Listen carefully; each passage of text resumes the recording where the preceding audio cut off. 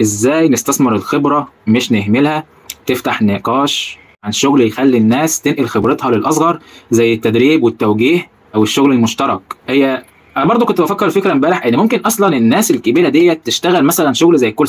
سنتر دول بيبقوا قاعدين، بس طبعا المطاعم مش هتقبل الناس دي، لازم يكون شغال على سيستم وقدامه جهاز كمبيوتر ومش عارف ايه والجو ده. مع انه والله ممكن عادي بمكالمه تليفون، اللي هو يفتح التليفون كل شويه الو مطلوب مثلا من فلان الفلان عايز واحد اتنين تلاته، يبعت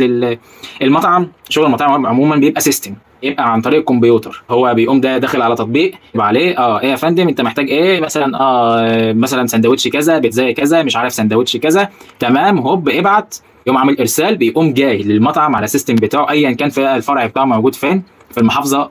يقوم جاي على اقرب مكان للعميل، بيقوم جاي له مطلوب واحد اتنين تلاته. طب انت دلوقتي كراجل تمام مالكش دعوه بالكمبيوتر يا عم ماشي، دلوقتي كراجل يا عم على ما تتعلم حوار السيستم بتاع الكمبيوتر، مكالمه تليفون لاقرب فرع تقوم قايل له يا حاج انت مطلوب منك واحد اتنين تلاته، اللي هو الكاشير بتاع المطعم هيقوم مسجل من عنده الموضوع واحد اتنين تلاته، التلات سندوتشين وبيتزايه مثلا، يا عم سجلت السندوتشين والبيتزايه كذا، خلاص يا ابو مكالمه تليفون خلصت. الموضوع هيبقى صعب معاك في الاول عشان خاطر ايه، انت عمال بتتكلم كتير، عادي يبقى اشحن لك كارت وخلاص الموضوع هيتحل، لحد ما تتعلم سيستم الكمبيوتر وانت كده كده ما شاء الله راجل اكتسبت خبره في الزمن كتير، فانت مش حته كمبيوتر هو اللي يقف في ايدك من الاخر.